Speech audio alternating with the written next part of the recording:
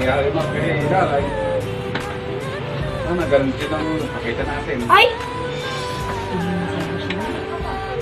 So, Conrad, ikaw may iwan dito. Nag-iisa na lang si nanay.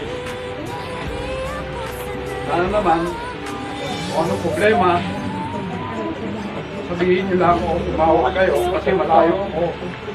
Ikaw naiiwan dito. Ngayon, magling magsabi kung anong problema.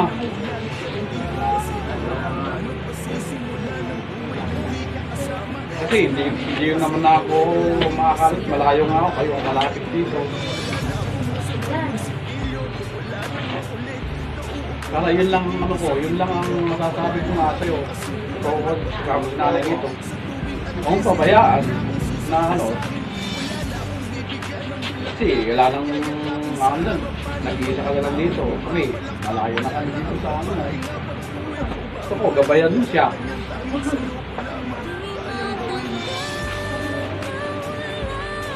Hindi mo, yung lang masasabi ko niyo. Salamat po sa mga dito na po pagkakalit sa loob ng pamilya. At isa pa nga pong pangulit na kanalagata mula sa apo, sa mga apo. Michael. Michael. Michael.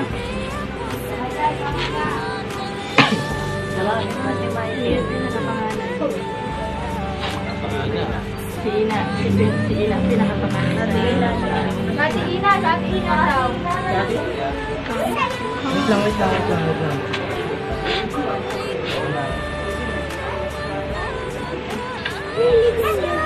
Plus po natin ito.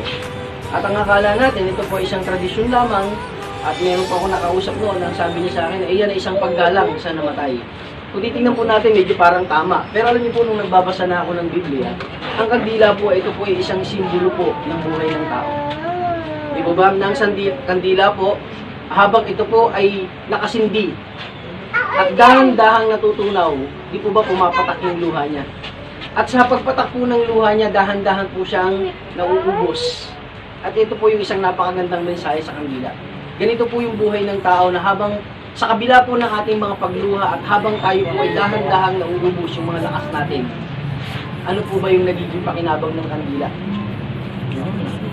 Nagbibigay po ng liwanag sa paligid natin. Ito po yung isang katotohanan na ano man pong klase ng pagluha. Si tatay po, marami po siyang pagluha, marami siyang sakripisyo, especially po sa pamilya ninyo. Pero isang bagay na hindi po natin may tatatwa. Sa kabila po ng kanya pong pagsasakripisyo para sa kanyang sarili, naroon po ito po ay para sa inyo. Para sa paligid. Hindi po niya yung ginawa na dahan-dahan nauubos ang kanyang katawan, nauubos yung kanyang kalakasan, hindi po niya ginawa para lang sa sarili niya. Bagamat meron po tayong pagkakataong ginagawa natin para sa sarili natin, pero yung pong bawat luha, bawat pasakit na ginagawa po niya, ito po ay para sa kanya. Tama po. Pangalawa po, na binibigay po natin, ay ito pong bulaklak. Ang bulaklak po ay isang simbolo po ng buhay, na kung gaano man po ito kaganda ngayon, mamayang hapon po ay bubukas na. Ang bulaklak po ay isang simbolo po o nagpapakita sa atin na gaano man po tayo kalakas ngayon, hindi natin pwedeng ipagmalaki yung araw ng bukas. Dahil dadating at dadating yung araw, matutuyo din po tayo. Ibig pong sabihin, life is short. Ang buhay po ay maigsi lang. Pero alam niyo po, katulad po ng bulaklak, bagamat napakaigsi ng buhay ng bulaklak, nakapagbibigay po siya ng kapahayagan sa puso ng bawat tao, ng kapanatagan. Di po ba daw? Every time na tinitignan po natin ang bulaklak, tayo po ay napapanatag sa ganda po ng bulaklak. So ang buhay po natin, gaano man po kaikli, hindi po, sabi ko nga po, ang buhay po, hindi po ito pahabaan, kundi ang buhay po ay pagandahan ng pamumuhay. Kahit gaano kahaba ang buhay mo, kung pangit naman ang buhay mo, baliwala po yan. So ang bulaklak po, katulad ng bulaklak, ang buhay po natin, gaano man po kaikli, ang maganda, ang mahalaga, dapat maganda po ito sa Pilipinas. Tayo po ay tumayo at manalangin. Sabi po ng Biblia, ang buhay ng tao, ang tao ay mula sa alabok. At sa alabok din po siya babalik. Kung paano sa alabok po nagmula ang isang tao, gayon din po ang tao po, ang katawan natin ay ilalagat din po sa lupa. Tayo po ay manalangin. Panginoon, Yamang ang aming pong kapatid na si Francisco de la Peña ay nagmula sa Alabok. Katulad namin, nanilikha lamang po ninyo ng naayon sa iyong mga kamay. Narito po kami, Panginoon, nagpapahayag ng aming pong pakikiramay sa kanyang pamilya. At gayon din, Panginoon, katulad ng sinabi mo sa iyong mga salita, mula sa Alabok kami ay babalik.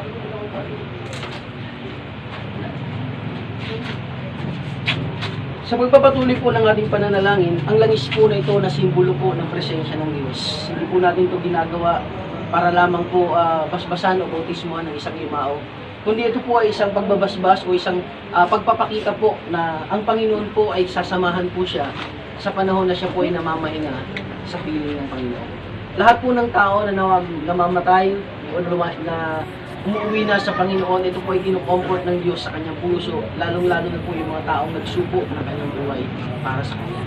So, ang langis po na to ay simbolo ng presensya ng Diyos, pagsama ng Panginoon, hindi lamang po kay tatay, kundi para po sa buong pamilya. Tayo po ay manalangin sa ngalan ng Ama, ng Anak at ng Espiritu Santo, ang kapayapaan po ninyo, ang patuloy na umagos sa tahanan ito. Gaano man, Panginoon, kalungkot ang kanilang mga puso sa pag-alis po ng aming kapatid na si Francisco de la Peña, ang panalangin ko, Panginoon, ang ibayong pagpapala po ninyo at kalakasan na mapagtagumpayan po nila, Panginoon, ng kanyang pamilya, ang pagsubok na ito, Panginoon, na dumudurog sa kanilang mga puso sa mga oras na ito.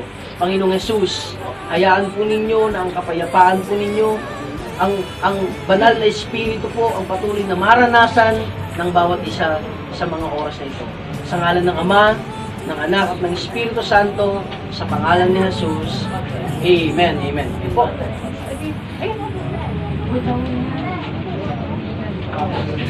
Mamaya po, hindi ko alam kung saan niyo po gagawin yung bulaklak.